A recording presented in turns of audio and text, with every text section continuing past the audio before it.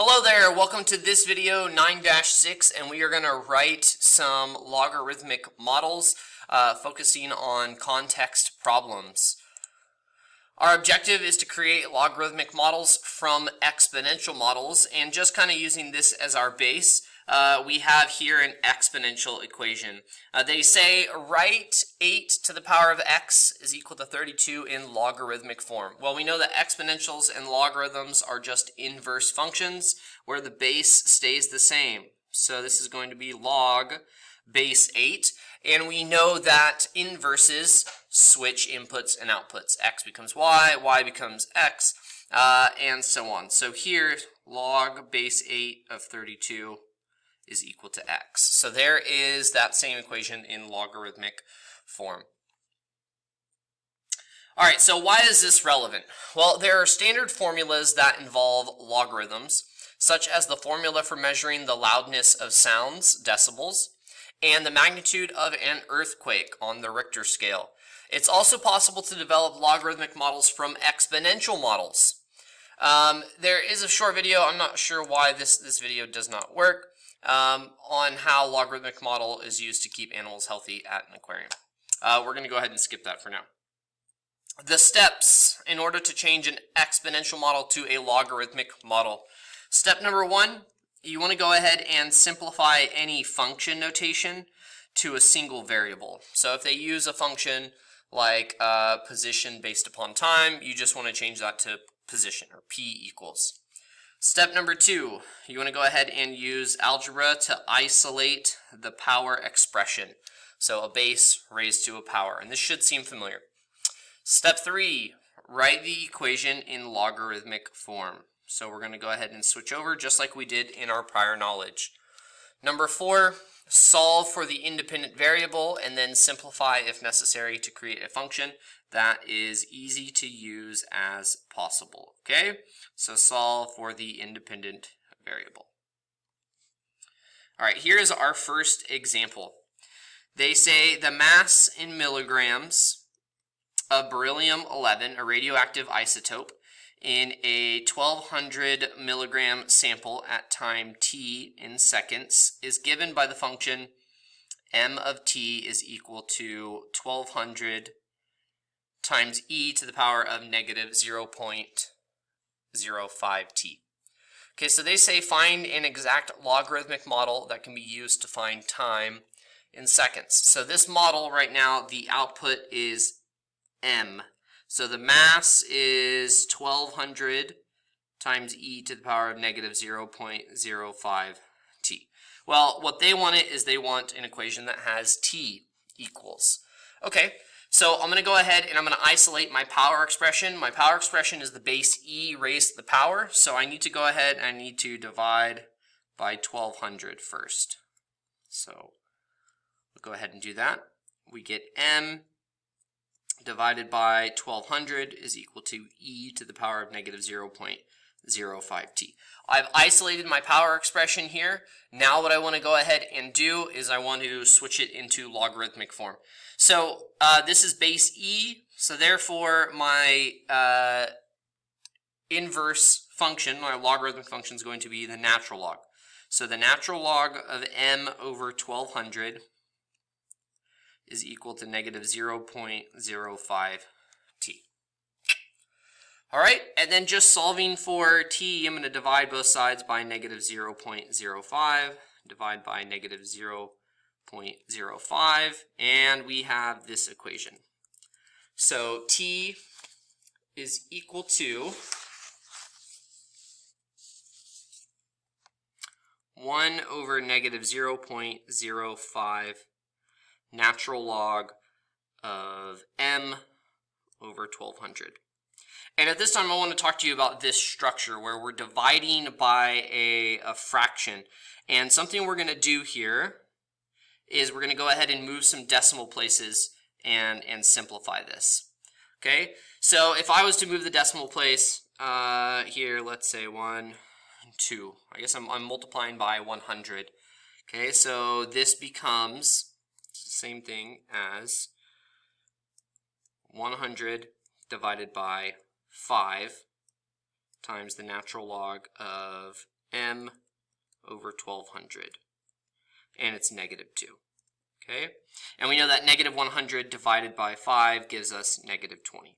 So negative 20 natural log of m over 1200 is our function. Now, if you wanted this to be in function notation, you could say t of m. So here's your function, where m is our input.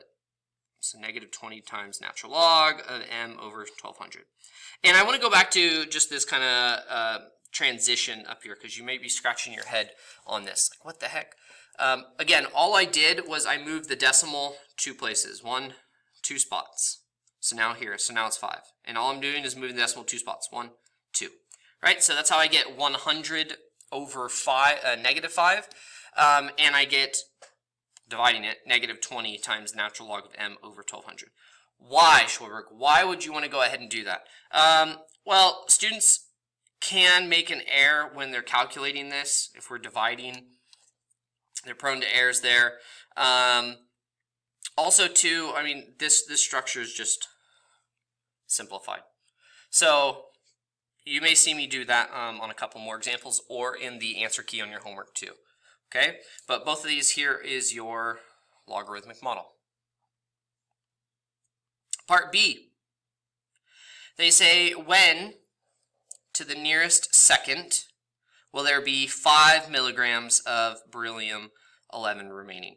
Okay, so what they just gave us is they gave us mass. They said, when will the mass be equal to 5? Okay, and we want to solve for t. So what you're going to have to do with these problems is you're going to have to pick which model do you want to use. Do you want to use m of t, this function, to solve this question, or do you want to use your new model that you just came up with? Okay, so you need to pick the correct one. Well, based upon what they gave us, we're given m as 5, so this is going to be our input, and we want to solve for t. So it makes sense to use this equation down here, right, where it's equal to t, and the input is m. I'm plugging in m. Okay, so all I'm going to do is just evaluate. So t at 5 is equal to negative 20 times the natural log of m over 1200, so 5 over 1200. And then this is going to give us an answer. Okay, so we need a calculator for this. I'll go ahead. Oh, I guess I closed my calculator. All right, so here's my calculator. Again, this is Desmos, and I'm just going to plug in the values. So we have negative 20 times the natural log. So I'll go to my functions, natural log of 5 divided by 1200. And then here's our answer, 109.6. They want to the nearest second, so 0.6. We're going to end up bumping this to 110 seconds. Approximately 110. Okay, so after about 110 seconds,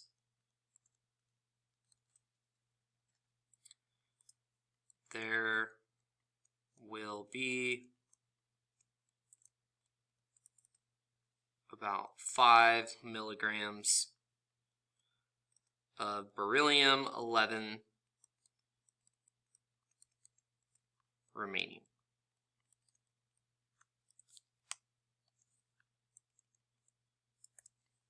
Okay.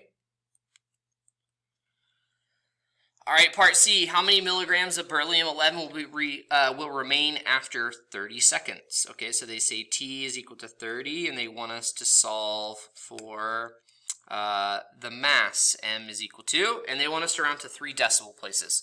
So what we're going to do, I need to use the correct equation. Again, which one are we going to use? The one given or the one that we solve for? Well, in this case, I have T as an input, so I want to use this equation up here, m of t. Okay, so m of 30, I'm just going to go ahead and plug this in.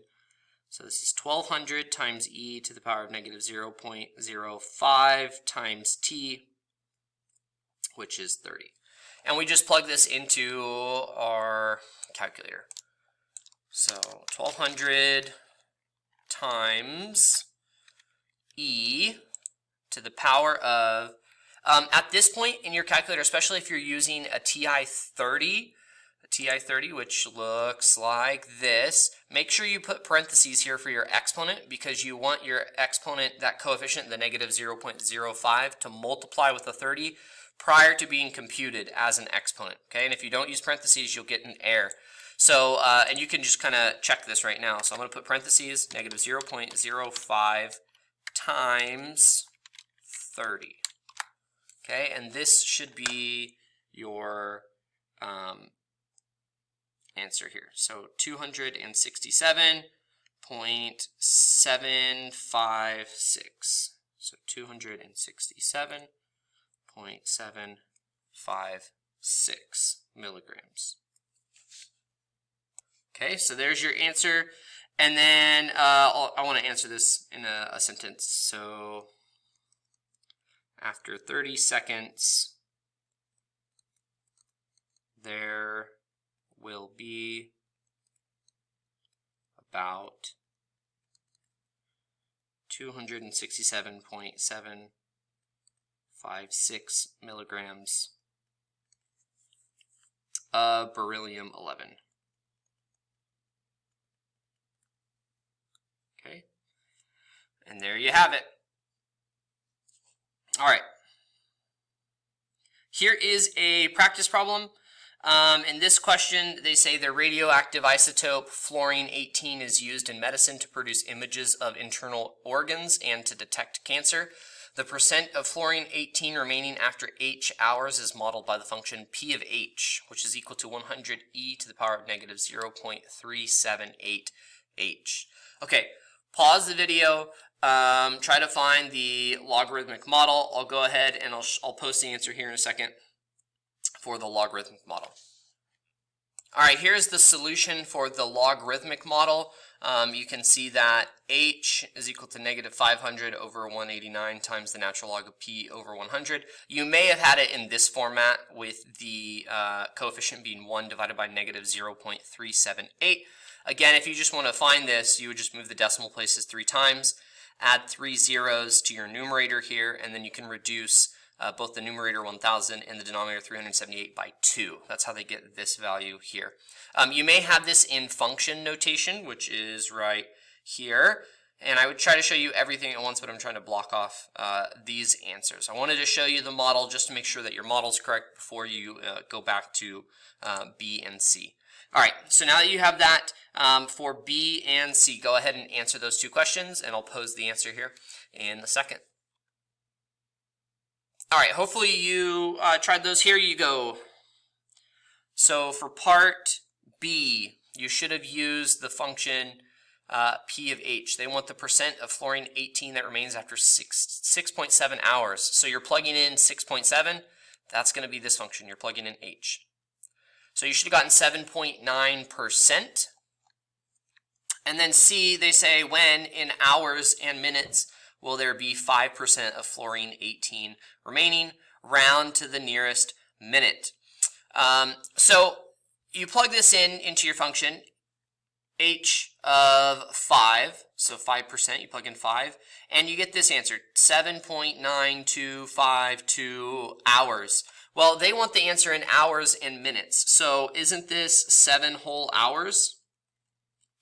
And then when you subtract 7, you have about this, you have this value, 9252, and this is still hours. You need to convert this to minutes. So you're going to go ahead and multiply by the conversion between minutes and hours, which is 60 over 1. So hours cancel, and when you multiply 0.9252 times 60, you get approximately 56 minutes. 56 minutes, okay? So there's the answer for that example. All right, here is example number 2. And example number 2, it says, AJ made a steaming pot of stew. When the temperature of the stew reached 70 degrees, AJ turned the stove off, and the stew began to cool. The temperature T, measured in degrees Celsius of the stew, m minutes since AJ turned the stove off, can be modeled by the function T of m is equal to 20 plus 50 times 10 to the power of negative 0.04 m. Okay, so part A says find an exact logarithmic model that can be used to find the time in minutes. Okay, so I'm going to take my function t, and I'm going to rewrite it in one variable. So now I don't have function notation, and I just want to go ahead and solve for m. So remember, I'm going to use order of operations in reverse order. Our good old friend SADMEP.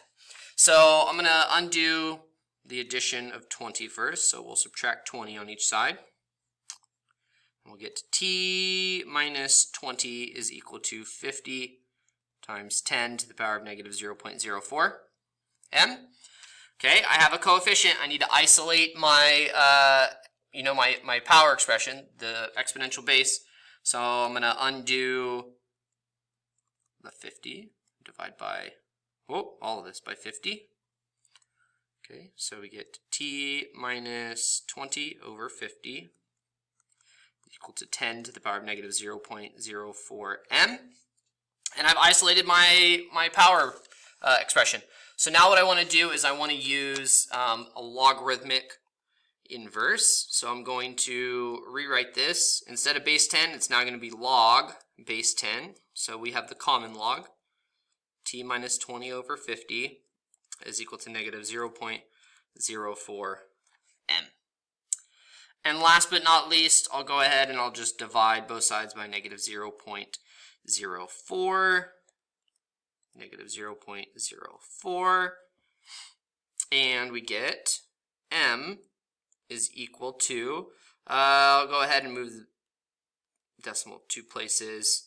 So we get 100 divided by 4, which is 25. So negative 25 log of t minus 20 over 50. So there is our expression. And again, if you wanted it in terms of a function, it would be m of t. M of t. So it could be this. M of t. That's function notation. Okay, so now that I have my equation here, I'm going to go ahead and answer the 2 questions they have. How long to the nearest tenth of a minute did it take the stew to reach a temperature of 30 degrees Celsius? Okay, so temperature is equal to 30 degrees Celsius, and I want to solve for m minutes.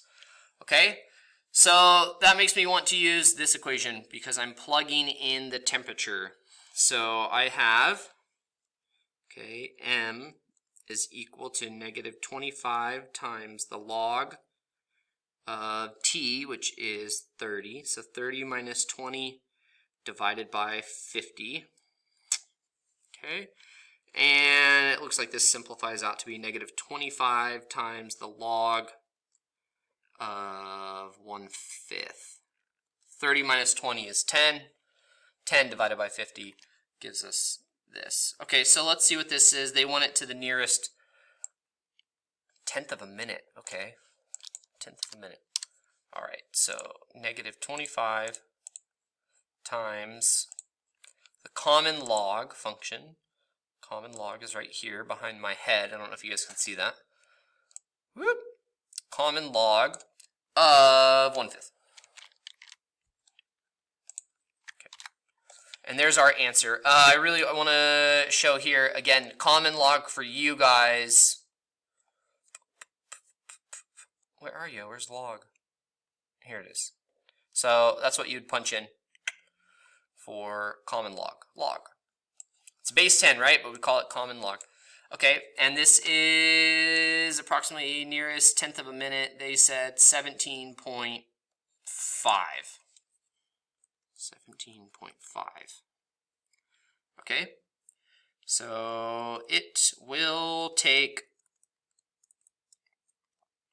about 17.5 minutos for the stew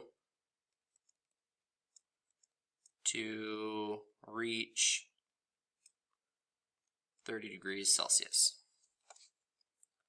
C. What is the temperature of the stew to the nearest tenth of a degree after 1 hour? 1 hour. Oh, hey, they think they're being clever here. They give us M in terms of hours. It needs to be minutes, but that's just 60 minutes. Not too tricky, and we want to find T. Okay, so the equation that they gave us right here, so temperature is equal to 20 plus 50 times 10 to the power of negative 0.04 times 60. Okay, so we'll use our calculadora.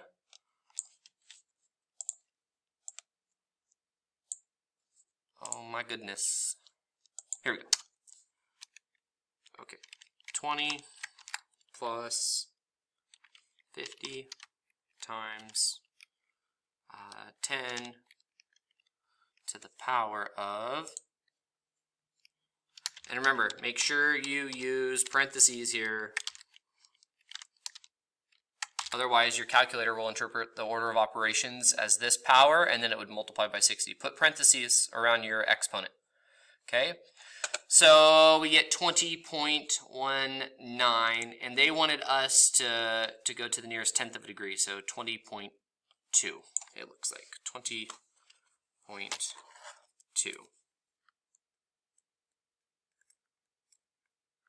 degrees Celsius. Okay, so after 1 hour, the stew will be about 20.2 degrees Celsius. All right. Okay, next practice problem.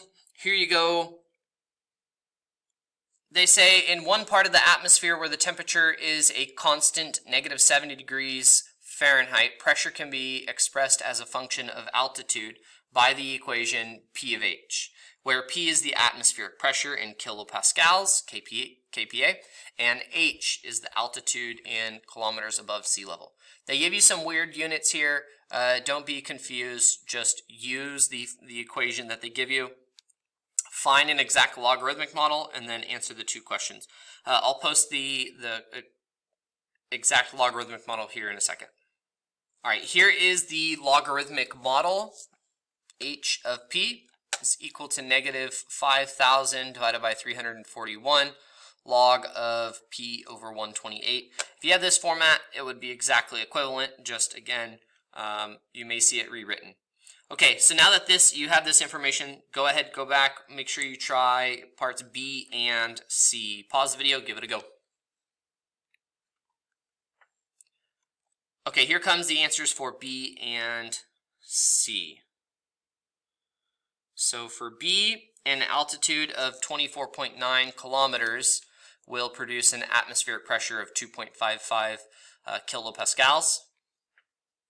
And then for C, the atmospheric pressure at an altitude of 17.5 kilometers is about 10.88 kilopascals. Okay, so those are the two questions. Here is another example problem. Please pause the video and try this one. This one's really, really cool. The applications for this are awesome. They say an approximate amount of 250 grams of the radioactive isotope carbon-14, which is present in every living organism, that remains T years after the organism dies, can be modeled by this function here. And this is kind of how, they talk about carbon dating, how much carbon is present in bones. They can date dinosaurs. And then also, too, this application is used in crime scene investigations. When did so-and-so die? At what time was he murdered? All right, pause the video, try this one. All right, here is the logarithmic model, just to make sure we have the same thing. And then go ahead, pause the video. I'm going to show solutions to B and C here in a second. Okay, so parts B and C, here are the two answers. So after 5,680 years after an organism dies, there will be half of the original 250 grams of carbon-14 remaining. This one could have been a little tricky for you. You're like, how will I know when there will be half? Well, you have to use your brain and think about it. If you have originally 250, half would be 125. So you got to kind of interpret there. And then C, how much to the nearest gram of the 250 grams of carbon-14 remains after 200 years? That would be about 244 grams. All right, for closure, we have some information given here. They say the function P models animal population in a favorable environment after T years. The function T models the time in years for the animal population to reach a certain amount. So we're given these two equations. It says David is solving the problem below. Explain to David how to decide which mathematical model he should use to solve the problem. Here's the problem. An animal population is being monitored by the National Park Service. They would like to know what the animal population is expected to be in 10 years. What would you tell them? So which of these models would you use and why? All right, hopefully you paused it. Here is the solution. So David should use the first model, P equals 500 e to the power of negative 0.005 t, because the value of t is given as 10 years, right? We wanted to find when t is equal to 10, so you're going to plug that in. Substituting 10 in for t in this function and using the calculator will tell David what the expected animal population will be. Then he can tell the National Park Service. Hey, that is it for this video. Hope you learned something. Hope you liked it. Give it a thumbs up for a like. Subscribe to get more awesome, wholesome math content. Catch you next time. Peace out.